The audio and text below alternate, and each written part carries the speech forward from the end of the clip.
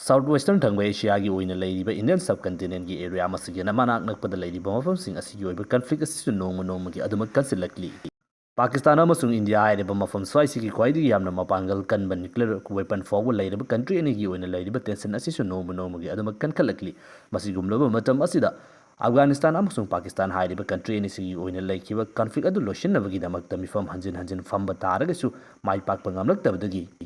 Amukasu hana matangi seyonda Istanbul hairiba mafam asida Pakistan amasung Afghanistan gi oiba representative gi oiba mifam amaga panthokadawri hairiba mifam asigi oiba matam asi yaudriba fawbudi mamangdagi hauduna chanaduna lakiba ceasefire gi oiba condition asi adumak makhatana chanagadabani haibigi oiba wafam amada nakal animaki maikeidigi yanakre tawbatabu kayam kuina ceasefire asi peace deal ama poraktabida adumak ceasefire thamba yagadoribage haibigi oiba wang asini Hausi Pakistan hairiba country asigi oina leiriba lenga amasung lanmisingi matakta chatharakpa attacks lepa naidri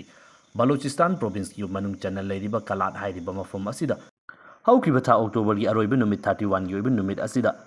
BLA hairiba group asigi maikei digi Pakistani lanmising da chatharakpa ambushta Pakistani lanmi mapan sikiba gi oiba thaudo amaga muk thoklare laikidaba lanmising adugi manungda Pakistan gi oina leiriba special force gi oiba lanmi anisu yawi haiba wafam ama thamli Hausi Pakistan hairiba country asigi maikei makogi oina leiriba nuclear weapon gi oiba power asi sizinaduna West Asia gi oina leiriba politics asida yaushinbaga loinina Muslim World Arab nation asida makogi oiba dominance asi hengadabagi damakti yamna kana honaraglinga gi oiba matam asida country asigi oina leiriba conflict asisu nongma gi yamba hengalakli ngasi Pakistan hairiba country asigi oina internal security gi oiba khwaidigi yamna chawba threat ama oidiba terror activity kiyama chatharakliba makhal makha kayagi attack chatharakliba TTP hairiba group asibudi thengnanabagi damakta hausi Pakistan gi maikeirigi Afghanistan hangi leiriba Taliban lengakta akanma maongi oiba pressure sing tawri makhal makha kayagi oiba khongthang sing lawkhatli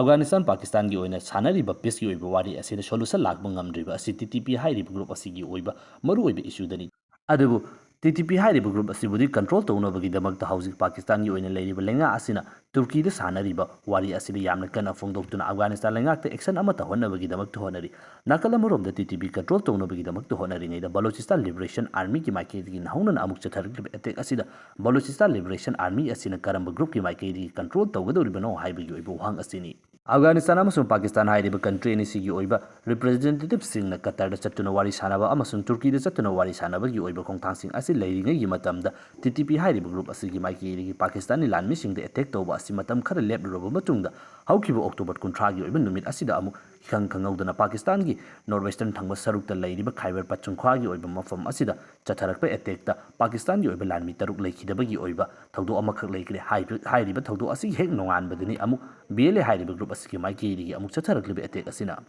Hauji losingba singi maikei sanariba wari asina maram oiduna ceasefire asi mathangi cheyon fawudi sangdokre tawbadabu TTP gi maikei chatharakliba attack asida